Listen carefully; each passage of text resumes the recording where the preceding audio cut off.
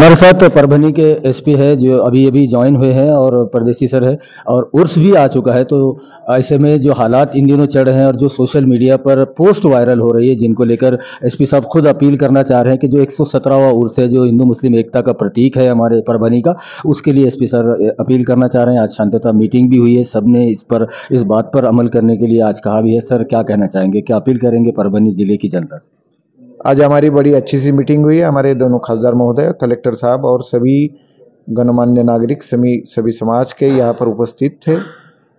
तो मैं सभी को आश्वस्त करना चाहता हूँ, जो भी कुछ इंसिडेंट्स हुए हैं उसमें कार्रवाई की गई है और आरोपियों को भी हिरासत में लिया गया है। और कोई पोस्ट ना डाले जिससे अपना धार्मिक तेढ़ बढ़े, उस पर भी हम कार्रवाई कर रहे हैं।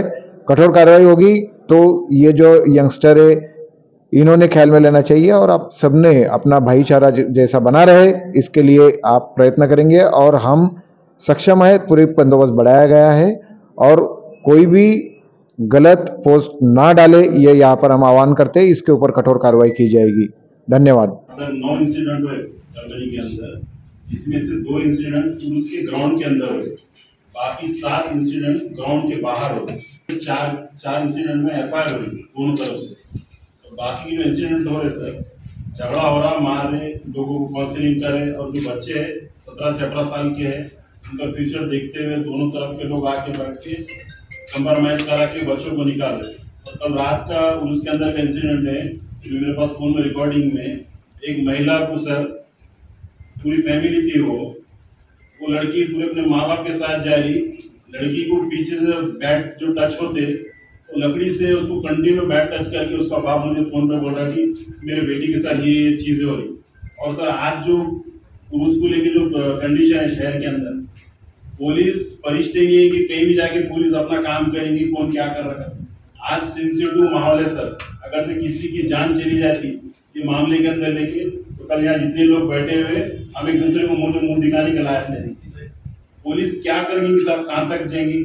वो 4-5 बजे तक पुलिस काम कर रही है इसके अंदर, और इंसिडेंट हो रहे बाहर भी हो रहे। कल आसिफ कॉलोनी के अंदर झगड़ा हुआ, सुबह 5 बजे वो लोग आए, उनसे बातचीत हुई, समझा बुझा के उन लोगों को बिठा दी। एक फ्लो आ रहा, मार रहा, चले जा रहा, दोनों तरफ से ये सारी चीजें हो रही। और सर इसके अंदर जान जाने का खतरा है। अब ये सारी चीजों को नजर रखते हुए आगे का ध्यान दीजिए, और हालत सेंसिटिव होते जा रहे दिन। बिस्मिल्लाहिर्रहमानिर्रहीम। अल्लाह के नाम से शुरू जो बहुत मेहरबान रहमत वाला। परभनी में 1 फरवरी 2024 से 18 फरवरी 2024 तक पूरे मराठवाड़े का, पूरे समाज को जोड़ के रखने वाला एक सेंटर मरकज है, जिसे सैयद शाह दुराबुल हक रहमतुल्लाह अलैह की दरगाह के नाम से, तुरतपीर के नाम से दुनिया जानती है। उसके परिसर में हर साल की तरह इस साल भी उर्स के नाम से एक बड़ा नियोजन किया जाता है। लोगों को उनके तरफ से हमारे एसपी साहब पहली बार आज मीटिंग कंडक्ट कर रहे हैं। हम परभनी क्लब के तरफ से उनको स्वागत करते हैं और धन्यवाद कहते हैं, और ऐसे आशा रखते हैं कि आपकी मौजूदगी में, जो मुझे नहीं मालूम है कि ये हम तो बचपन से लेकर अब तक देख रहे हैं, उर्स या दरगाह ये सारे समाज के भाईचारा का सेंटर है और होना भी चाहिए ऐसे ही भाईचारा। और मैं ये समझता हूँ कि परभनी का जितने पब्लिक है किसी भी समाज के, वो सब इसको बहुत मोहब्बत से, इसी अंदाज से डील करते भी है, देखते भी है, आते भी है, मानते भी। मगर ये 15 दिन से 18 दिन, 12 दिन से 15 दिन, और फिर ये कैसे हुआ, क्या हुआ, क्यों हुआ, और उसके लिए क्या करना है, आज उस पर चर्चा का विषय नहीं। मगर चूंकि 18 दिन हो गया है तो उसके इंतजामी उमूर को लेकर बहरहाल सब चिंतित है। सोशल मीडिया की वजह से बहुत प्रॉब्लम्स क्रिएट हो रहे हैं, और उस पर पाबंदी कैसे लगाई जाए जिसके जरिए 16 से 20 साल के बच्चे उसके जद में न आए। मैं इस जीवन में जो चंद बातें बहुत ज्यादा सीरियस है उसकी तरफ तवज्जो दिलाना चाहता हूं कि पिछले 4 दिनों में 2-3 मर्तबा 2 समाजों का गेवन देवन हुआ। इधर से मारपीट हुई, उधर से हुई, इधर से हुई, उधर से हुई।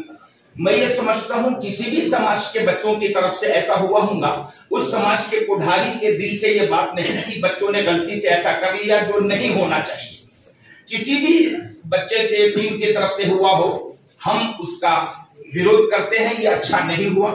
उस कांड का हुई वो गलत हुई, मगर क्यों हुई थोड़ा इसकी बंधूच्या नात्याने आम्ही कुठपर्यंत आपण समाजाला आपण शांत ठेवणार, तर याच्यामध्ये पर्याय निघाला पाहिजे। जे लोकांनी त्या मुलींची छेड काढली होती त्याला आपण एकदम कठोराती कठोर कारवाई केली पाहिजे। आणि सर आमच्या सर्वांची विनंती आहे की ज्यावेळेस आपण रामनवमी असेल, शिवजयंती असेल, संध्याकाळी 10 वाजता आम्हाला टाइम पिरियड मिळतो, 10 पर्यंत आम्ही आपले त्या महापुरुषांच्या जयंतीला आम्ही तोपर्यंत आवडतो, त्या उरसाचा हा वेळ 10 पर्यंत असावा अशी माझी माननीय जिल्हाधिकारी साहेबांना विनंती आहे। आणि सर आमची प्रामाणिक महाराजांनी ग्रुप बनवून जे महाराज आहेत सर, तर ते कुठं ना कुठं थांबलं पाहिजे। कारण की परभणी शहरामध्ये जे समाज मिळून मिसळून राहतो, आजपर्यंत सर आम्ही 1990 पासून आजपर्यंत कधीच ऐकलेलं नाही की तर जातीवाद झाला, कुठं भांडण झालं म्हणून।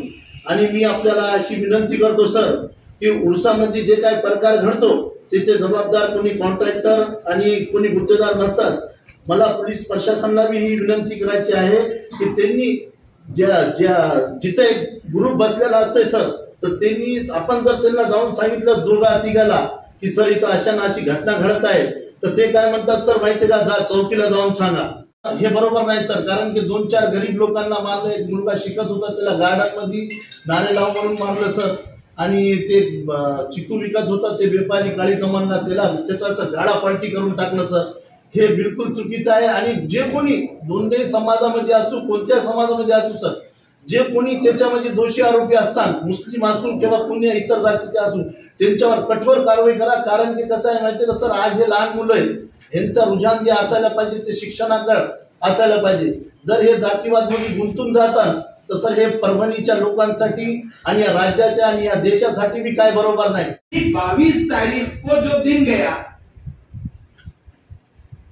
वो सबसे ज्यादा जो है सेंसिटिव दिन था पूरे देश के लिए, शहर के लिए। उसमें मुसलमानों ने कोई ऐसा वाकया पेश नहीं आया, कोई ऐसे हालात पेश नहीं आए। लोगों ने जो है सब चीजें जो है शांति के साथ और अमन के साथ जो है मनाई गई और लोगों ने मनाया। हमने कभी भी ऐसे कभी धार्मिक मामलों में हमने कभी भी बैसियत मुसलमान, अब वो जो शर पसंद है उसको कई लोग जानते हैं, चाहे वो मुसलमानों में हो चाहे वो जो है हिंदू समाज में, उनके ऊपर कार्रवाई होनी चाहिए। हमारा ये फरियाद मिर्जा साहब आमदार थे, उनके साथ एक वक्त की शक्ल में हमने उस दिन मुलाकात की। हमने कहा कि जो कल का वाकया हुआ है ना, उससे पहले वो निंदनीय है, और आज जो हालात हो रहे हैं, आज जो पोस्टें आ रही हैं, आज जो चीजें आ रही है, उस पे आप जो है उस पे कार्रवाई। तो उन्होंने कहा कि हमने 149 की नोटिस दी। अब 149 की नोटिस दी है, ठीक है, लेकिन वो अगर हालात जो है उसको पोस्ट जो सोशल मीडिया के जरिए से आम किया गया, उसको जो है बढ़ावा दिया गया, वो रोका जाता, तो शायद जो है ये जो कल के जो 4 इंसिडेंट्स हुए, ये इंसिडेंट जो है शायद नहीं हो। हमारा ये कहना है, मगर कुछ इंसिडेंट जो रिकॉर्ड पर भी नहीं है, उसमें भी ऐसे इंसिडेंट है ये जो है ये जिसमें खूब बच्चों को मारा गया है और बहुत मारा गया है, उसका जो है कोई अभी रिकॉर्ड पर नहीं है, लेकिन वो भी बात हुई है। वो भी जो है हम तक वो बातें आई है।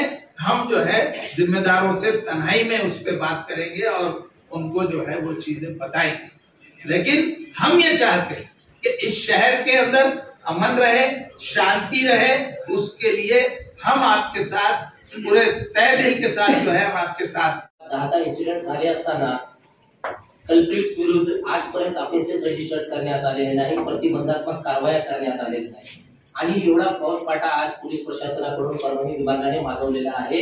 असं असताना सुद्धा स्त्री आणि बायांसोबत असे अनुचित प्रकार उसामध्ये घडतात, जिथे सर्व समाजाचे लोक एकत्रितपणे येतात, त्यांचे धार्मिक सण साजरे करतात, आणि तिथे अशा प्रकारची अप्रिय घटना होतात।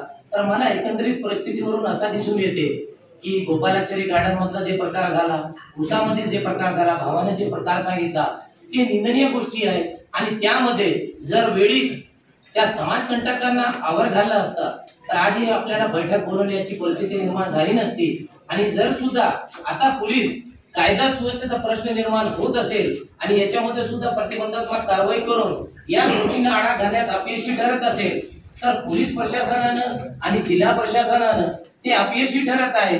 या कारणावरून ज्या कारणासाठी बोलवलं आहे की त्याचा कालावधी कमी करायचं किंवा जास्त करायचा निर्णय आपल्या हातात आहे साहेब. कारण पुढे असाही होऊ शकतो, आता एका दिवसात 9 घटना होतात, पुढे जीवित आणि वित्त हानी होण्याची शक्यता टाळता येत नाही. आता 2 दिवसात एवढे अनुचित प्रकार घडलेले आहेत आणि पुढे सुद्धा असे प्रकार घडण्याची शक्यता नाकारता येत नाही. त्यामुळे जिल्हा प्रशासनाला आणि विशेष करून पोलीस प्रशासनाला माझी एवढी विनंती आहे की पोलीस प्रशासनाने त्यांची पोलिसिंग दाखवावी आणि कायदा सुव्यवस्था कायम ठेवावी. जर कायदा सुव्यवस्था कायम ठेवण्यास अपयश येत असेल तर ज्या कारणासाठी बैठक बोलवली आहे त्यामध्ये तो निर्णय पारित करण्यात यावा.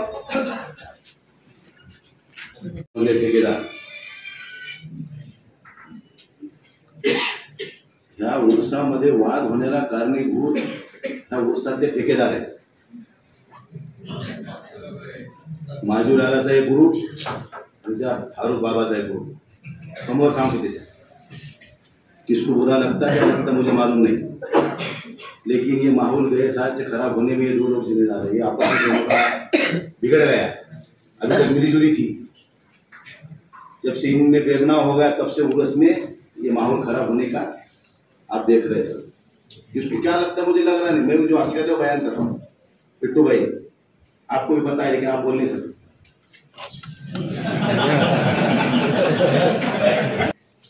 पूर्वी कमी होता, आता वाढवायचं काय कारण? कारण ह्यांनी 25 रुपये धोक्याला बाजार देतात, आम्हाला 150 रुपये द्यावं लागेल. ह्याचे पैसे वसूल काय करायचे? त्याच्यामुळे ह्यांना वाढवून दिलेला वेळ आहे. उर्साचा टाइम 8 दिवसाचा होता, 15 दिवसाचा नव्हता उर्साचा टाइम. अरे किसी की भी माँ बहन हो, मेरी हो आपकी हो, उसका लिहाज करना हमारे सबके फर्ज है. लेकिन हम ये सब भूल गए. और मुझे लगता है कि हिंदू लड़की के साथ हुआ या मुसलमान लोगों के साथ हुआ, किसी के साथ जो लड़की के साथ होता ये बहुत शर्मनाक बात है. इसकी हम निंदा जितनी करें उतनी कम है. ये मर्दों वाली बात नहीं हुई. और मैंने ऐसा भी मैं तो दिल्ली में था, हम मैडम हम साथ में थे, हम 10 तारीख को रात में आए. ऐसा भी कुछ यहाँ हमको मालूमात मिला, हमको थोड़ी बहुत ही राजनीति से कुछ लोगों ने उसको अलग इशू बनाने की भी कोशिश करी. मैंने ये भी सुना, किसी एक बच्चे के गले में रुमाल डाल दिए, उसको जिले में बिठाए, जय श्री राम बोल, फिर उसको उतार के मारने लगा है. ये जो हो रहा है, जो कुछ लोगों ने अभी कहा कि भाई 2024 का ये कुछ माहौल बनाने की कोशिश भी हो रही है, हो सकती है, लेकिन जो हुआ वो अच्छा नहीं हुआ. हम देखते हैं आज 30-40 साल से मैं परभनी देख रहा हूँ, अभी तक कभी ऐसा नहीं हुआ कि कभी हिंदू मुस्लिम एक दूसरे के विरोध में है. थोड़ी बहुत जंग हो जाती, कभी कभी थोड़ी गलत फहमी में कुछ हो जाता तो वहाँ के वहाँ बात सिमट जाती. लेकिन ये पहली बार उर्स में इतने 8 दिन से घुमस रहा है, ये मैं पहली बार देखा. आणि उर्सात असं कधी होत नाही. उर्स सय्यद शाह राहुल शाह उर्स जे आहे हे कुठल्या एका समाजाच्या फेस्टिवल नाहीये, हे एक सगळ्या समाजाचा एक फेस्टिवल परभणीच्या प्रतीक आहे, परभणीची आयडेंटिटी आहे. परभणी याच्यामुळे ओळखला जातात आणि याच्यामध्ये लोक खूप गोरगरीब लोकांचा फायदा होतो. कारण गोरगरीब लोक इथे खरेदी करायला येतो, 1 महिन्यानंतर लग्नाच्या हे सुरू होतो, त्याच्यामुळे लोक इथे खरेदी करतात, स्वस्त भावामध्ये त्यांना वस्तू मिळतात. आणि व्यापारी सुद्धा गरीब आहे, ते सुद्धा इथे येऊन महाराष्ट्रभरातून बिझनेस करतात आणि त्यांना सुद्धा काय पैशाचा फायदा होतो. त्यांच्या घरी सुद्धा जे काही महत्वाचे कार्य आहे ते त्या पैशातून करतात. तर याच्यात सगळ्यांचा फायदा आहे. आजपर्यंत या वक्फ बोर्डामध्ये जे काय कार्य होत होते, म्हणजे शोलँड असेल किंवा नुमाइश असतील किंवा बाकीचे जे प्रोग्राम्स असतील, हे सगळे व्हायचे 100 वर्षापासून व्हायचे. पण कधीही याच्यातनं उत्पन्न वक्फ बोर्डाला किंवा शासनाला कुठलाही उत्पन्न याच्यातनं मिळालेलं नाही. मागच्या 2 वर्षापासून पहिल्यांदाच असं झालं की फक्त पण एक गोष्ट सांगितली की याच्या ओपन टेंडर झालं पाहिजे, म्हणजे याच्यामध्ये कोणाच्या खिशात पैसा जाण्याची शक्यता नसून जे काय उत्पन्न येतो ते शासनाकडे जावं आणि तो पैसा शासनाकडे जाऊन त्या पैशाचा वापर परभणीच्या विकासासाठी व्हावं, एवढा निर्णय घेतला. आणि सगळ्यांनी बघितलं की जो पैसा कुठल्याही एखाद्या व्यक्तीकडे जात होता तो आता पैसा परभणीच्या विकासासाठी वापरण्यासाठी परत परभणीला येत आहे. कारण ओपन टेंडर झाला, याच्यामध्ये कोणीही हस्तक्षेप करू शकत नाहीये. जे कोणी कॉन्ट्रॅक्टर आले, जे त्यांनी जे ठरवलं त्याच्यामुळे तो जे आहे पैसा वक्फ बोर्डाला आला. वक्फ बोर्डाला आला म्हणजे त्याच्यातनं एक पैसा सुद्धा परभणीचा बाहेर जाणार नाही. वक्फ बोर्डामध्ये मी स्वतः ते रेझोल्युशन घेतलं, तिकडे आम्ही घेऊन टाकलो की 5 कोटी रुपये जे उत्पन्न झालेलं आहे त्या 5 कोटी रुपयाचा सगळा विकास काम ते दर्गा परिसरातला एरियाच्या होणार आहे. तिकडचे ते धूळ मट्टी आपल्याला उसामध्ये जे सगळं होतं ते थांबायला पाहिजे, त्याच्यात रोड झाले पाहिजे, त्याची भिंत झाली पाहिजे. तो पण आपला जे प्रतीक आहे त्याला सुद्धा सौंदर्यकरण करणं आपल्याला आवश्यक आहे. त्याच्यासाठी खासदार महोदय जाधव साहेब आणि खासदार महोदय पूजे मॅडम आणि सर्व मान्यवर, या ठिकाणी जे मुद्दे उपस्थित केले गेले खूप चांगली चर्चा आजची झालेली आहे. मी थोडंच बोलेन कारण सगळं आपण बोललेलं आहात. जे जे काही गुन्हे दाखल झाले, पहिले वकील साहेबांनी सांगितले गुन्हे दाखल झालेले आहेत, सगळ्या गुन्हे दाखल झालेले आहेत, कारवाई झालेल्या आहेत. वकील साहेब आपल्याला ते सांगण्यात येईल काही गोष्टी आपल्याला कदाचित माहीत नसेल, त्याच्यातून आपण बोललेलं असाल. कारवाई झालेल्या आहेत, गुन्हे दाखल झालेले आहेत. त्यानंतर जी घटना सांगितली छेडछाडली केली ती आमच्याकडे आलेली नव्हती आणि माहिती घेऊन प्रोएक्टिव्ह करू विषय स्वयंस्फूर्त पुढे जाऊन करू. त्याच्यानंतर एक खासदार महोदयांनी विषय मांडला तर घोरबांड हे जसे या जिल्ह्यात आले तसे ते तिथं पूर्ण त्यांना फोर्स देऊन ते उरसात आहेत. Is handling that rules from the day one. ते जसे जिल्ह्यात आले तसं आम्ही आमचे ननावरे देखील हे सगळीकडेच आहेत. त्यांनाही समजायला वेळ लागला. मी नुकताच आलो, मी आता खालत बसतो, मी जस्ट सीट आणि हे सगळं उरूस वगैरे हे पहिलेच चालू होतं, माझ्या अगोदरच चालू होतं. तर समजून घेऊन आम्ही कारवाई करतोय जी आहे ती आणि केलेली आहे ती. आता फक्त सगळ्याच कारवाई दाखवता येत नाही. माझी एकच सगळ्यांना विनंती आहे, आपण सगळ्यांना या ठिकाणी ज्या पद्धतीने आपण संभाषण केलं, आपले मुद्दे मांडले, सगळ्यांना परिस्थिती माहिती ती मला आपल्याला सांगायची गरजच नाही. सर्व समाज आपण इथे बसलो, मी कुठले 2 समाज बोलणार नाही, सर्व समाज आपण इथे या ठिकाणी बसलेलो आहोत. एकच आव्हान राहील की आपण आपल्या मुलांना, कारण याच्यात सगळे मुलं चांगले, कोणीच नाही, जसं आपण बोललात ना नेते मंडळी कोणीच नाहीये, सगळ्यांनी मस्ट अप्रिशिएट दॅट. साहेब कोणीच पुरावा दिला नाही किंवा पाठिंबा दिलेला नाही. ही सगळी मुलं आहेत शाळेतली, एकाला पर्सनली काउन्सिलिंग घेणारी मुलं. शेतकरी आहे, तुझे आई बाबा काय करतात ते शेतकरी. मग ह्या गोष्टी कशाला पाहिजे? कारण आपल्या त्या किरकोळ कारणावरून जे मुलांची अतिशय किरकोळ कारणं असतात त्याच्यावरून ह्या गोष्टी झालेल्या दोन्हीकडच्या. आणि सरांनी मला सूचित केले की आभार प्रदर्शन करा म्हणून त्यावर उभा राहिलोय. सगळ्यांना आपण आज अतिशय शॉर्ट नोटीसमध्ये आपण सगळे खायला आहात, त्याबद्दल तुम्हाला सगळ्यांच्या आमच्या प्रशासनाच्या वतीनं अधिक आभार आहेत. मला अनुभव आहे परभणीच्या 2-4 वर्षाचा की छोटे मोठे विषय अनेक मी परभणीने पाहिले आहेत.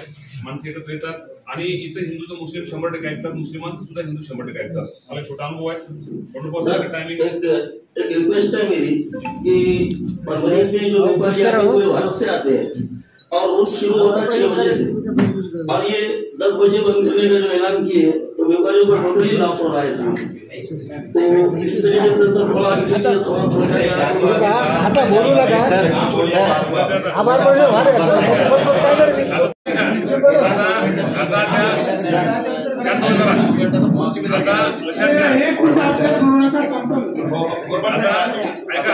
117 वर्ष आपण प्रॉफिटच घेतलेला आहे, त्यामुळे त्या विषयात आता बोलू नये. सन्माननीय खासदार साहेब इथे आले, सन्माननीय खासदार मॅडम इथे आले आहेत, जिल्हाधिकारी महोदय, SP sir, SP sir, DySP sir, आमचे सर्व बंधू इथे आले.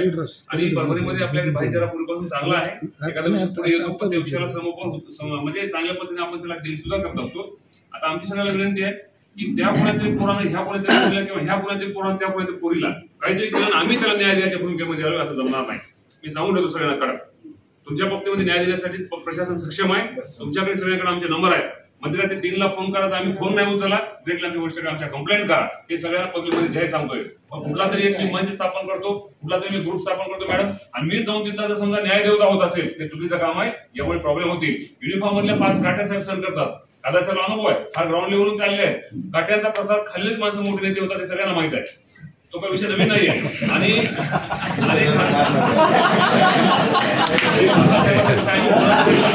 जिल्ह्यामध्ये मला अनुभव आहे, विषय झाला होता. एका शेतांना सांगतो फार लांब लावत नाही, लांब लावत नाही.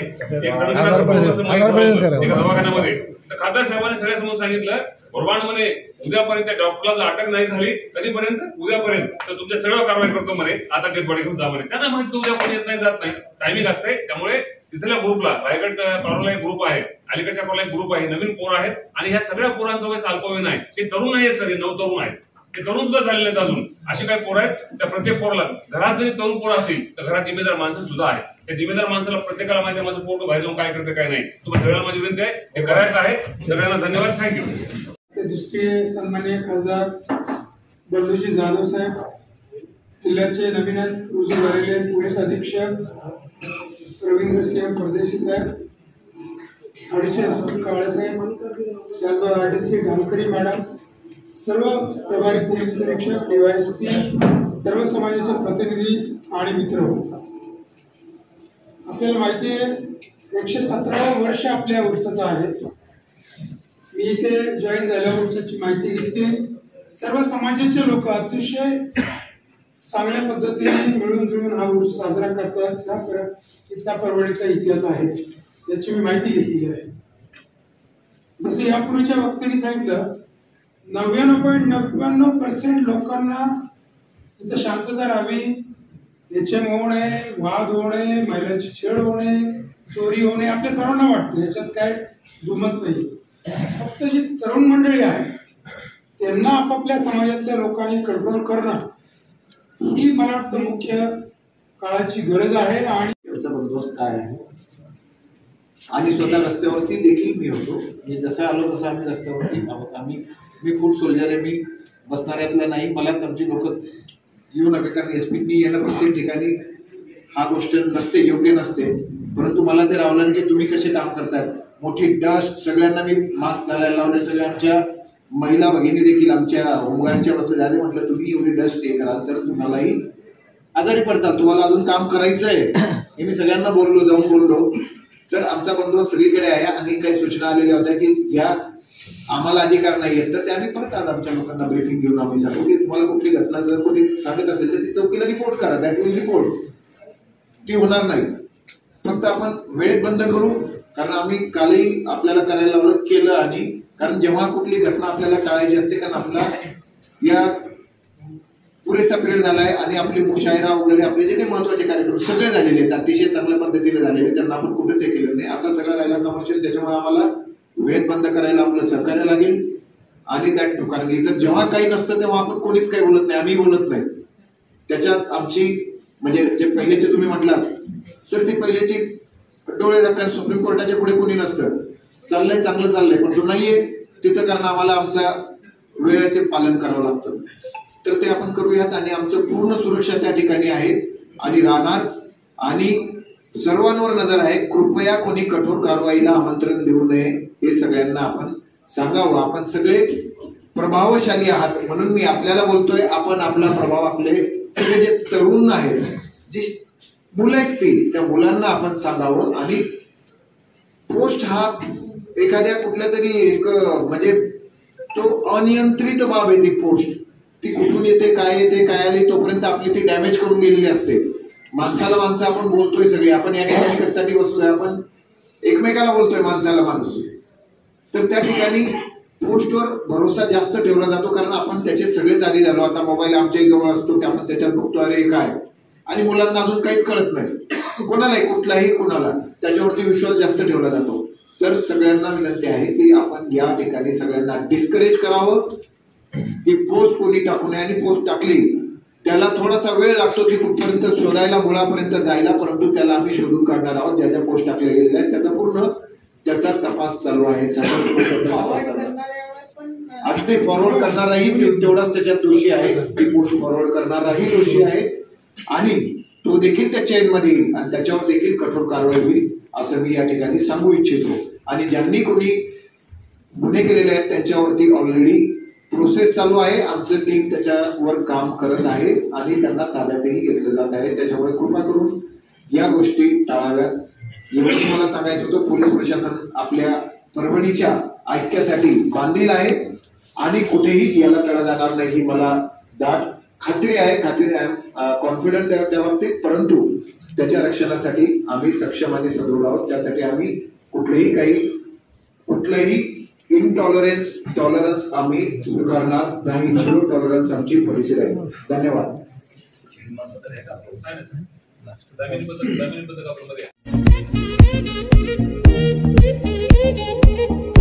हमारे साथ बात करने के लिए सुवर्णा मुंजामुड़े है, जो कि रिटायर्ड DYSP औरंगाबाद उनकी पत्नी है, और आज वो अपनी बहू को लेकर औरंगाबाद से परभनी कौसर हॉस्पिटल यहाँ पर आई हुई हैं, और माशाल्लाह से उनको लड़का हुआ है उनकी बहू को, और आज वो कुछ कहना चाह रहे हैं डॉक्टर साल्या कौसर इनके बारे में. उनसे बात करते हैं. मॅडम काय सांगणार, आज कौसर हॉस्पिटलमध्ये आपण आलेला आहे, कसं वाटतंय आपल्याला, मॅडमचं कसं ट्रीटमेंट? मी सुवर्णा मुंजामुळे. मी माझ्या सुनेला खास डिलेव्हरीसाठी औरंगाबादहून परभणीला घेऊन आले, कारण मग औरंगाबादला तिची ट्रीटमेंट चालू होती एका डॉक्टरकडे. पण जेव्हा कौसर मॅडम औरंगाबादला यायच्या त्यावेळेस मी माझ्या सुनेला मॅडमकडे घेऊन जात होते की एक सेकंड ओपिनियन आपल्याकडं असावं म्हणून. पण ज्यावेळेस तिचे म्हणजे जवळपास डिलेव्हरीचा डेटही उलटून गेला, 40 वीक्स तिचे कंप्लीट झाले होते ऑलमोस्ट, तरी तिथल्या डॉक्टरने असं सांगितलं की आणखीन 1-2 दिवस तुम्ही वेट करावं. पण मग मला थोडासा डाऊट येऊ लागला, म्हणून मी मॅडमला फोनवर बोलले. तिचे काही रिपोर्ट्स होते माझ्याकडे, ते मॅडमला पुन्हा पाठवून दिले मी. आमचं दोघींचं मॅडमचं माझं फोनवर बोलणं झालं आणि आम्ही घरातल्या सर्वांनी ह्या निर्णयाला आलो की अशा परिस्थितीत आपण पटकन परभणीला जावं. आणि मॅडमला बोलून करून मी तिला परभणीला घेऊन आले. इथं तिची डिलेव्हरी सीझर झालं, बाळ वगैरे ती नॉर्मल आहे सध्या, मुलगा झालेला आहे मॅडमच्या कृपेने, आणि आम्ही सर्व आनंदात आहोत इथं. आणि आणखीन मी इथं सांगते म्हणजे स्वतः माझ्याबद्दल. मी आता माझं लग्न जवळपास 1991 मध्ये झालेलं होतं. त्याच्यानंतर जवळजवळ 6 वर्ष मला मूलबाळ होत नव्हतं. माझी औरंगाबादमध्ये इथं ऑलरेडी ट्रीटमेंट चालू होती, पण रिझल्ट काही येत नसल्यामुळं मी ट्रीटमेंट म्हणलं जाऊ दे, जे व्हायचं ते होऊ दे म्हणून मी ट्रीटमेंट पूर्ण थांबवली.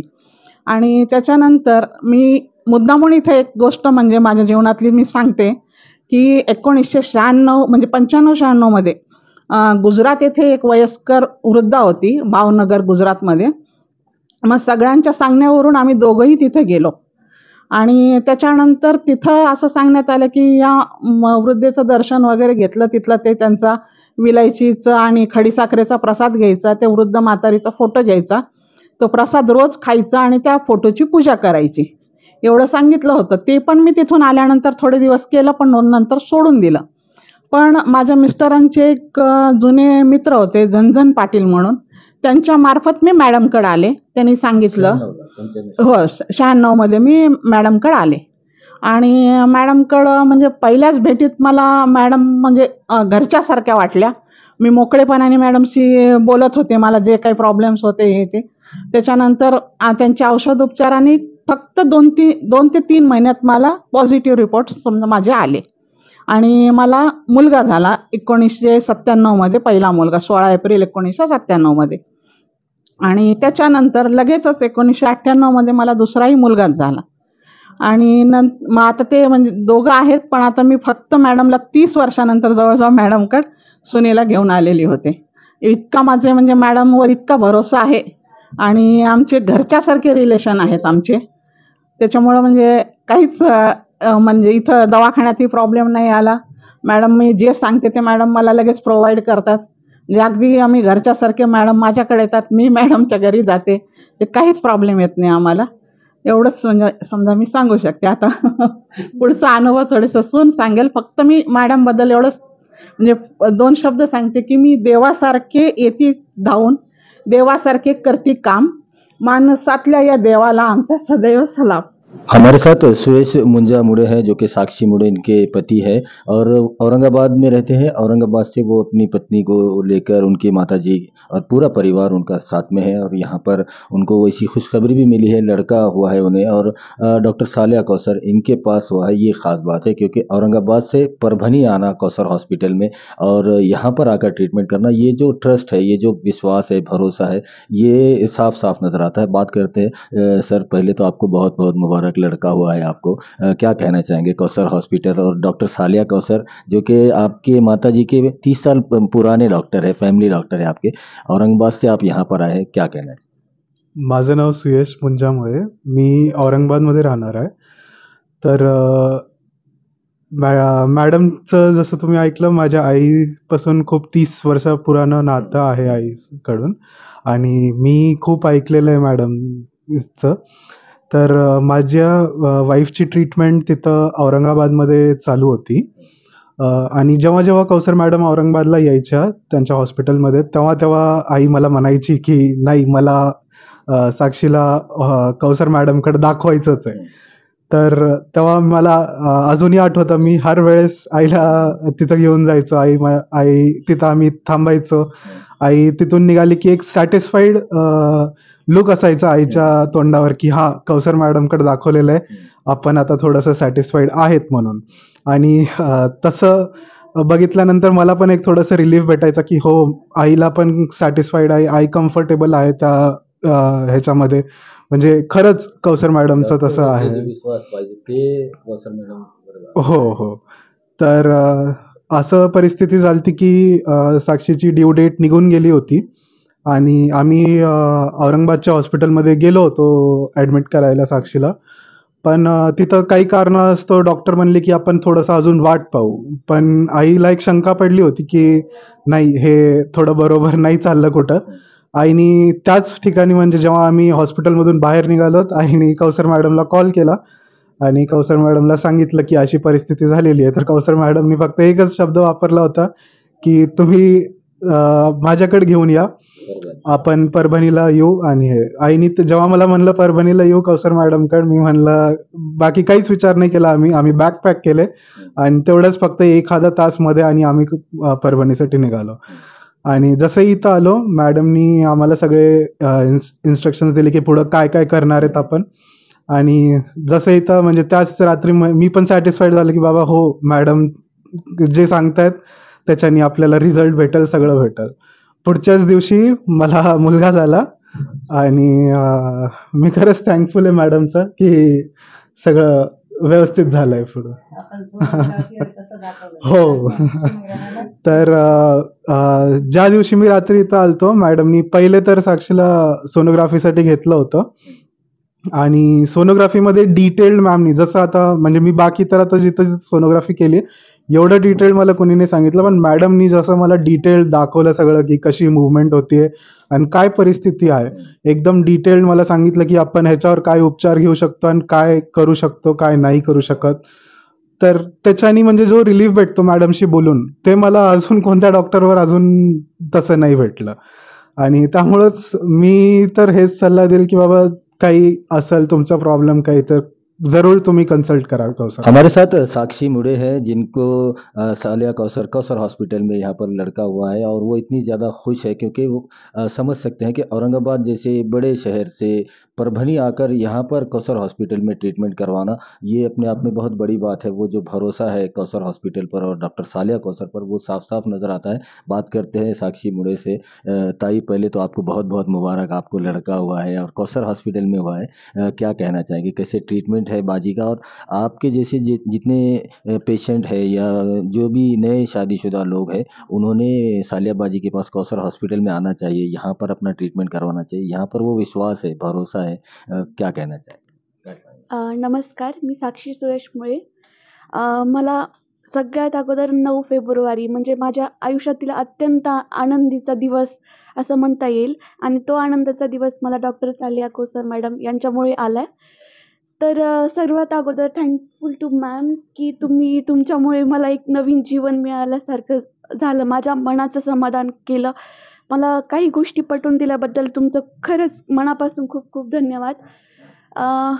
आता माझ्या डिलिव्हरीमध्ये नाही का खूप सारे असे कॉम्प्लिकेशन होते जे की मलाही माहिती नव्हते आणि जिथं माझी ट्रीटमेंट चालू होती तिथलच्याही मॅम काही क्लिअरली सांगत नव्हतात आणि माझी ड्यू डेट निघून गेलेली होती. 40 वीक्स मला कंप्लीट झालेले होते. तरीही माझी डिलिव्हरी का होत नाही आहे, मला का पेन्स येत नाही आहेत. तर मॅडमनी तिकडच्या फक्त वेट करायला सांगितलं. वेटच्या चक्करमध्ये मला थोडे नॉर्मल पेन येत होते. हां. मग माझ्या डिलिव्हरीमध्ये असे खूप सारे कॉम्प्लिकेशन होते जे की मलाही माहिती नव्हते आणि जे बाळासाठी आणि माझ्यासाठी ते अत्यंत वाईट होते. तर आम्ही ट्रीटमेंटसाठी गेलो पण त्या मॅम वेटच करा म्हणत होत्या. वेटशिवाय दुसरं काहीच नाही. आणि मग त्याच्यावरतून आम्ही डॉक्टर मॅडमकडे गेलो, कोसर मॅडमकडे गेलो. मग तिथून हां. हो. हो. मग मॅडमकडे गेलो. मॅडमला असं वाटलं, अरे हिचे वीक्स कंप्लीट झाले, हिची डेट निघून गेली, तरी हिला बाळ का बरं नाही झालं? तर मॅडमनी असं एक क्लिक झालं मॅडमला, नाही कुछ तो गडबड आहे. तो मॅडमने स्वतःहून फोन केला आणि मॅडम म्हणल्या की नाही, साक्षीच्या डिलिव्हरीमध्ये काहीतरी कॉम्प्लिकेशन आहे. हात बघितला की त्यांना असं समोरचं सगळं काही समजल्यासारखं होतं. मला तर पहिल्या वेळेसच मॅडमकडे माझ्या सासूमाम घेऊन गेलं तर तेव्हा मला एक्सपिरियन्स आला. अरे मला काय होतंय हे मॅडमनी फक्त नस बघून सांगितलं, तुला हे होतंय ते होतंय. मग मला मॅडमवरती त्या क्षणी मला विश्वास पटला की चला बाबा आहेत मॅडम अशा घरचे फॅमिली रिलेशन असल्यासारखे डॉक्टर, आईसारखे. हां. मग त्याच्यावरतून मॅडम म्हणले की काही त्रास वाटला तर माझ्याकडे येऊन जा. पण तिथं ट्रीटमेंट चालू होती. मग नंतर तिथे काहीतरी डॉक्टरांनी निर्णय घेत नव्हते. मेन म्हणजे ते डॉक्टर निर्णय घेत नव्हते. पण आम्हाला वाटत होतं की नाही काहीतरी गडबड आहे. मग माझ्या सासूबाईंना वाटलं की चला डिलिव्हरीमध्ये काहीतरी वाटतं, असं एक मनाची हे होती ना. तर ह्यांनी एक निर्णय घेतला की नाही, आपण इथं न थांबता आपण नाही का पटकन निर्णय घेऊयात आणि आपण परभणीला येऊयात. मग आम्ही त्या निर्णयावरती आम्ही घरातल्या मेंबरचं एकमत झालं आणि आम्ही परभणीला सरळ निघालो. मग ज्या क्षणी आम्ही इथं आलो त्या क्षणी आम्ही इथं मॅडमनी काही माझ्या टेस्ट केल्या, सोनोग्राफी केली. मग त्याच्यावरती बाळाची जी पोझिशन होती तर ते बाळ माझं पूर्ण वरती होतं. पण ते खाली जायचे चान्सेसच नव्हते काही त्याच्यामध्ये. मग ते सोनोग्राफीमध्ये बघितलं बाळाचं डोकं ते पूर्ण वरती होतं. बाळ म्हणजे ती कंडिशनच नव्हती की नॉर्मल डिलिव्हरी होईल म्हणून. पण तेव्हा ड्यू डेट निघून गेलेली, बाळ वरती सगळं काही. आणि मग त्यावेळेस मॅडमनी पटकन काहीही रिस्क न घेता सीझर ह्या ऑप्शन सांगितला, कारण की बाळाच्याही जीवाला धोका होता आणि माझ्याही. तर मग मॅडमनी पटकन निर्णय सांगितला, कारण की वेट करून काही अर्थच नव्हता ना. तर मग ती बाळाची पोझिशन हे चेक करून सगळं काही चेक करून मॅडमनी मग माझं हे केलं, सीझर वगैरे केलं. त्या सीझरच्या ह्याच्यामध्ये पण जेव्हा आम्ही ऑपरेशन थिएटरमध्ये गेलो ते दिलं तर मला भूलचं इंजेक्शन, पण मला दिसत होतं सगळं काही. मी बघत होते तेव्हा मॅडमनी जेव्हा असं बाळ वरती काढायचं बघितलं ते सीझर करूनही ते असं हातात येत नव्हतं, कारण की त्याचं हेड इतकं मोठं झालेलं होतं. कारण की एक तर ड्यू डेटही निघून गेलेली आणि त्याची बॉडी वाढलेली, वेट वाढलेलं आणि ते इतकं पुश करूनही तो येत नव्हता स्वतःहून. आणि मग तरीही डॉक्टरांनी, मॅडमनी, सगळ्यांनी त्यांचं जेवढं हार्डवर्क होईल करता येईल त्यांनी तेवढं करायचा प्रयत्न केला आणि बाळाला माझं सुखरूप बाहेर काढलं. असं मी ते क्षण सांगू शकत नाही. मी माझ्या डोळ्यांनी बघितलं. बाळाच्या मानेभोवती नाळ हे गुंडाळलेली होती. मग पायांच्या पण भोवती. मग ते खूप रिस्क घेऊन त्यांनी असं काढलं बाळ. ज्यावेळेस काढलं आणि ते रडलं तो माझ्या आयुष्यातला सगळ्यात आनंदीचा क्षण होता आणि तो क्षण मला मॅडममुळे अनुभवायला भेटला. मी खरंच थँकफुल मॅडम तुम्हाला की तुमच्यामुळं मला आई होण्याचं भाग्य लाभलं. तुमच्यामुळे मला मी सांगू शकत नाही आता. थँक्यू. हमारे साथ इसी पर बात करने के लिए मीरा अंबादास हाथकड़के है, जो कि साक्षी ताई के मम्मा है, मंठे में रहते हैं वो। और आज जब उनको इतनी बड़ी खुशी मिली है तो वो भी अपने अल्फाज जो सालियाबाजी के लिए कहना चाह रही है उनसे बात करते। ताई काय सांगणार, आपले मुलगा झालेला आहे कौसर हॉस्पिटलमध्ये, औरंगाबादहून इथे ते आलेले आहे, काय सांगणार, किती खुश आहे तुम्ही आणि बाजीला काय? नमस्ते. आम्ही इतकं कौसर मॅडमच्या आशीर्वादानं म्हणा, त्यांच्या साह्यानं म्हणा, आम्हाला आज इतकी खुशी सगळ्यात म्हणजे खूप आनंदाचा क्षण मॅडममुळे आम्हाला लाभला आहे. खरं सांगायचं म्हणजे जे आपण काही फिलिंग्स असतात, जेव्हा मी मंठ्याहून ह्याला गेले, माझ्या दीदीचं इतकं छान झालं की त्यांना तिचे आईवडील म्हणजे सासू-सासरे नाहीतच आईवडिलासारखं प्रेम देणार आहेत. त्यामुळे आम्ही मंठ्याला निश्चित होतो की नाही बाबा आपल्या मुलगी खूप सुखरूप आहे आणि आपल्याला काही एवढं टेन्शन घ्यायचं काम नाही की तिचे आमच्यापेक्षा पण तिच्या आईवडिलासारखी माया करणारे तिला असा परिवार भेटलेला आहे. तर मग ताईनं मला कॉल केला की आपल्या दीदीची डिलिव्हरी व्हायची, तुम्ही या. मग मी लागलीच त्यांच्यासोबत औरंगाबादला गेले. तर मग औरंगाबादला गेल्याच्या नंतर आम्ही सगळेजण परिवारसहित मॅडमकडे, त्या मॅडमनं डिलिव्हरी करताच बोलवलं होतं. आणि आपण नेहमी असं म्हणतो असतो की डॉक्टर म्हणजे देव असतो, जे डॉक्टर निर्णय घेतात आपण ते योग्य म्हणतो. तर मग आम्ही सगळेजण परिवार त्या मॅडमकडे गेलो औरंगाबादच्या. तर मग मॅडमला विचारलं, मॅडम तुम्ही मुलीचे चेहरा उतरला, मुलीचे पूर्ण हे बॉडी हे झाली, तुम्ही तर काहीतरी पटकन निर्णय घ्या. तर त्या म्हणे तुम्ही सांगा.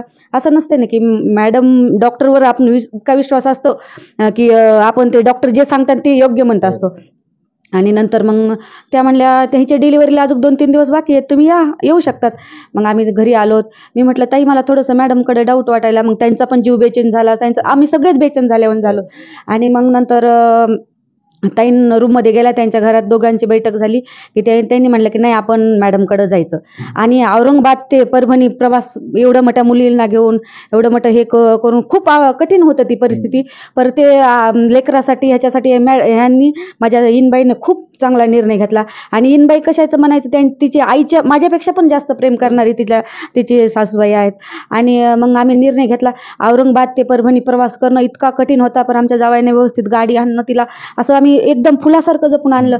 आणि तिची तयारी होती की मॅडम आम्ही इथं आल्याच्या नंतर मला कुठंतरी मॅडम म्हणजे खूप असं त्यांच्या शब्दाची इतकी पावर होती की नाही तुम्ही टेन्शन घेऊ नका, मी आहे ना. मग त्यांनी आलं की लगे घरच्यासारखं सोनोग्राफीच्या टेबलवर बसवलं. ते जे आपल्याला घरच्यासारखं त्यांनी समाधान झालं की मॅडमनं लागलीच पटकन निर्णय, म्हणजे एकदम पटकन डिसिजन घेतला की नाही तुम्ही हे बघा, हे बाळाचं अशी परिस्थिती, मला काही एवढं माहीत नाही कसं काय असतं काय नाही. पण मॅडमनं इतकं छान शब्दात समजून सांगितलं. माझ्या मुलीची तयारी होती, मॅडम तुम्ही मला की नाही जितकं होईल वाटेल तेवढं मी सहन करते, पण माझी नॉर्मल डिलिव्हरी करा. पण मग मॅडमने इतकं तिच्या आईसारखं तिला प्रेमानं सांगितलं की बेटा तुझी नॉर्मल डिलिव्हरी होणं अशक्य, हे पाय हे असं ते पाय तसं. मॅडमनं तिला जेव्हा समजून सांगितलं तेव्हा तिच्या मनात क्लिक झालं की नाही बाबा आपण जे मॅडमनं घेणार त्या योग्य. मॅडम म्हणल्या तू काही टेन्शन घेऊ नको, तू माझ्या मुलीसारखी आहेस बेटा. इतका पावर असतं डॉक्टरच्या शब्दात की समोरचा व्यक्ती त्याला म्हणजे पूर्ण देवच वाटतो, तो डॉक्टर म्हणजे देव वाटतो. आणि आम्ही सगळं मॅडमला देवाच्या स्वरूपात मानलं. आणि आज आमच्या परिवाराला त्यांनी इतका आनंदाचा क्षण दिलेला, इतका परिवार खुश झाला मॅडममुळं की मॅडमला देवाने इतकं त्यांना भरभरून आयुष्य द्यावं. आणि मॅडमसाठी तर आमच्यासाठी तर त्यांनी इतकं केलं की ते शब्दात व्यक्त करणं अगदी अशक्य आहे. मॅडम अशी तुमच्याच्याने सर्व समाजाची सेवा व्हावी आणि तुमच्याच्याने कित्येक परिवार देव म्हणजे काय असतो ते ह्या मॅडमकडे बघून सांगायचं की देव म्हणजे ही मॅडम, अशी माझे बोलण्याचे हे. खिदमत खल्क ही खिदमत खुदा है, इसी जज्बे को मद्देनज़र रखते हुए परभनी की मदर टेरेसा जिन्हें कहा जाता है, डॉक्टर सालेहा कौसर, जो कि 40 सालों से अपनी लगातार यहाँ पर खिदमतें दे रही है.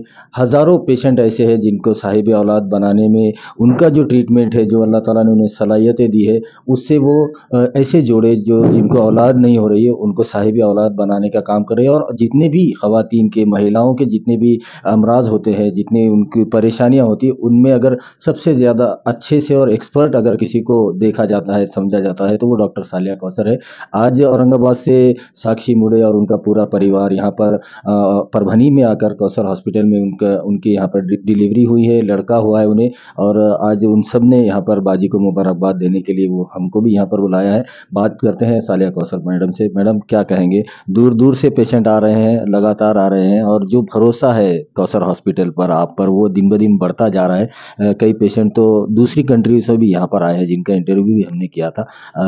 जो साक्षी मुड़े का जो केस था वो कैसे था, क्या? हाँ, मैं डॉक्टर सालिया कौसर अब्दुल सलीम, मैं 35 साल से इधर प्रैक्टिस कर रही हूँ। आज के जो हम पेशेंट देख रहे हैं, हमारे स्वर्णा मुंजा मुड़े और साक्षी सुयश मुड़े, ये लोग औरंगाबाद से मेरे कहने पर इधर आ गए परभनी को। जो तो हमारी आजकल की पहचान नहीं है, हमारी पूरी 30 साल की उनसे पहचान है। और जैसा कि अपने सुवर्णा मुंजा मुड़े को 7 साल के बाद अपने पास यहाँ ट्रीटमेंट से लड़का हुआ था 1996 में या 1997 में 1997 में, फिर और दूसरा लड़का हो गया था। तो वो लड़के को ही प्रेगनेंसी रहने की वजह से मेरे पास औरंगाबाद में ये फॉलोअप में रहते थे, मगर अब आखिरी टाइम आने पर थोड़ा सब डिस्टर्ब हो गया था मामला। जैसा वहाँ के डॉक्टर ज़रा डिसीजन नहीं ले रहे थे इनके डिलीवरी का, कि नॉर्मल की कोशिश करेंगे, नॉर्मल की कोशिश करेंगे बोल के। तो डेट भी पूरी निकल गई थी और 40 वीक्स कंप्लीट हो गए थे। तो फिर हमारी और सुवर्णा ताई की बात हुई कि मैं बोली अभी ज़्यादा रुक के तो कुछ फ़ायदा नहीं है, उल्टा अपने को नुकसान हो सकता है, तो आप जल्दी से परभनी को आ जाइए। तो भाभी ने भी पूरा मेरे पे भरोसा करके आ गए, और मैं भी आओ तो बोली भाभी को, फिर मुझे भी बर्डन आने लगा कि भाभी अब ये लोग औरंगाबाद से आ रहे हैं, फिर अपन भी हमने भी इधर तैयारी शुरू कर दी है सब के कैसे नॉर्मल होंगी, या ऑपरेशन थिएटर की तैयारी, ये वो सब हम करें तैयारी शुरू। मगर इन्हों जैसे ही यहाँ पहुँचे शाम में थर्सडे के दिन 8 तारीख को 8 बजे, फिर जब मैं सोनोग्राफी पे देखी तो इसकी पोजीशन सब वो थी कि बच्चे का सर पूरा ऊपर था और नॉर्मल डिलीवरी का 1% भी चांस नहीं था। फिर मैंने ये सब लोगों को सामने बिठाकर सोनोग्राफी पे बताया और सबको समझाया। फिर हम सब मेंटली प्रिपेयर हो गए थे दूसरे दिन सीजर का प्लान करने के लिए, और वो हमारा डिसीजन बहुत अच्छा रहा, क्यों तो बच्चा ऊपर था और इसको लाइट पेन्स चालू थे। तो वो पेन्स रहने से बच्चे के सिर में प्रॉब्लम आ रहा था, बच्चे का सिर ऐसा बड़ा हो गया था, और ज़्यादा दिन हो जाते तो ये तो, और अगर हम रुकते थे तो फिर हम बच्चे को ज़्यादा प्रॉब्लम आता था। तो इसके लिए अच्छा हो गया हमने 9 तारीख को सीज़र किए। तो सीज़र में बच्चे का हेड बहुत बड़ा था, ऊपर से निकालने में बहुत परेशानी हो रही थी। फिर निकालने के बाद जब बच्चे के डॉक्टर भी सामने थे, उन्होंने देखा कि हेड बहुत बड़ा दिख रहा है, फिर उन्होंने तुरंत दूसरे दिन सोनोग्राफी कराई बच्चे की, फिर उस पर ब्रेन पे सूजन बताया, फिर वो और डॉक्टर्स को हमने बता के उसको इंजेक्शंस वो दिए। तो बहरहाल ये क्या हो गया कि चलो जो कॉम्प्लिकेशन होना था वो टल गया, ना तो और हम 2 दिन रुकते थे, फिर नॉर्मल डिलीवरी की कोशिश करते थे तो प्रॉब्लम बढ़ जाता था। तो मुझे वही तड़प हो रही थी, इसलिए मैं भाभी को बोल दिया आ जाओ, उन्होंने आ गए, अच्छा हो गया, टाइम पे सीजर हो गया, और अभी माँ और बच्चे दोनों भी अच्छे हैं। तो इसके लिए हमको कैसा है, हमारे को जो प्रैक्टिस है हमको डिओशन बोल के करना पड़ता है। एक एक पेशेंट के लिए बहुत बारीकी से सोचना पड़ता है कि इसका क्या प्रॉब्लम है, अब इसका नुकसान नहीं होना, अब माँ बच्चे दोनों भी अच्छे रहना। हाँ, वो आप फीलिंग समझ पाएंगे। अपने को हर पेशेंट को अपना फैमिली समझना पड़ता है, अपना जैसा अपना फैमिली का मेंबर है, और इसका नुकसान नहीं होना। अब मेरे पास तो ऐसे पेशेंट मैं लिस्ट बना के रखती हूँ, अगर वो नहीं आए टाइम पे तो हमारे तरफ से कॉल चल जाता कि क्यों, तो कैसा है पेशेंट को कभी कभी इतना नहीं समझता कि अपन लेट जाएंगे तो नुकसान हो जाएगा, मगर डॉक्टर को समझता है, तो डॉक्टर का काम है बताने का और उनको अवेयर करने का कि देखो आप लेट मत करो नहीं तो नुकसान हो जाएगा। तो ये तरफ से अल्लाह ने मुझे नवाजा है, और मैं इसके लिए हर एक केस कामयाब होते जाता है। क्यों कामयाब होता है कि डॉक्टर को बहुत फिक्र करना पड़ती है पेशेंट की। तो इसके लिए अल्लाह का बहुत बहुत एहसान है कि ये लोग भी मुझ पर इतना भरोसा करके आए और उनको भी अच्छा रिजल्ट आ गया। बड़े हमारे स्वर्णा भाभी मुंजा सर, हमारे अभी मुड़े साहब है तो रिटायर्ड DYSP है उन्होंने, तो उन्होंने भी आए, इतना सीधे साधे बेचारे, हमको घर में मैं बोली अपना घर है इधर आ जाओ, मगर हमारे घर में तो रहे नहीं नहीं, मगर बहुत अच्छा लगा ये लोग आए, जैसा हमारी फैमिली आ गई पूरी, और उनका बच्चा भी अच्छा है, माँ भी अच्छी है, तो उसकी मुझे बहुत ज़्यादा खुशी है कि मैंने जो इनको भरोसे से बुलाया था इधर तो वैसा रिजल्ट भी आया। और ये लोग जैसा बोले वैसा सुनते हैं, बहुत कोऑपरेटिव पेशेंट है। मैं तो पहली ऐसी फैमिली देख रहा हूँ कि ससुराल वाले इतना ट्रीटमेंट कर रहे बहू का, उन्होंने मायके को तक नहीं भेजे उसको। फर्स्ट डिलीवरी नहीं तो लोग अपन देखते हैं ना पेशेंट कि पहली डिलीवरी को माँ के वहाँ भेज देते 7वें महीने से, मगर ये देखो अभी भी साथ है, सास भी साथ है, माँ के साथ सास तो है, और उन्होंने बिल्कुल अपने बेटी से ज्यादा उसको समझ रहे हैं कि ऐसे फैमिलीज बहुत कम देखने में मिलते हैं। ऐसी जरूरत भी है आज के है ना समाज में साक्षी, कि- ऐसे फैमिलीज बहुत कम देखने में मिलते हैं। नहीं तो अब हम कितने पेशेंट देखते हैं ना, पहले से मायके वाले लेके जाते चल जाओ तुम ही इलाज करो। अब इन्हों तो ऐसा इलाज करते थे हर बार, सुयश और भाभी दोनों लेके आ जाते थे मेरे पास बताने को, पूरा डिस्कस करना, भाभी ने सुयश को भी बुलाना, साक्षी सब मिल के, और मुझे भी बहुत सेटिस्फेक्शन होता था इन्हों आते थे। मैं भी गई तो फ़ोन करती थी भाभी मैं आ गई बोल के। तो ये बहुत अच्छी खुशी की बात है कि डॉक्टर ने ऐसे ही, अब जिन्हों इतने बड़े सिटी से यहाँ आ गए तो थोड़ा डॉक्टर ने कॉन्फिडेंस से काम करने को होना, तब मुझे वही लगता है कि चलो अपनी वजह से कोई पेशेंट परेशान नहीं होना, है ना। तो अब ये लोग आ गए तो अच्छा हो गया, रिजल्ट इनको अच्छा आया था, बहुत बहुत मुबारक इनको लड़का। जैसा कि अब इनको टाइम लगा था, ये बच्चे को जल्दी छो गया तो मैं ये लोगों की बहुत बहुत शुक्रगुजार हूँ, बेचारे आए वहाँ से और इनको भी अच्छा रिजल्ट आया। तो हर पेशेंट ने भी ऐसा ज़रा डॉक्टर्स को जब बुलाए जब आना चाहिए, ये लोगों के जैसा रेगुलर ट्रीटमेंट करने से नुकसान भी टल जाते हैं।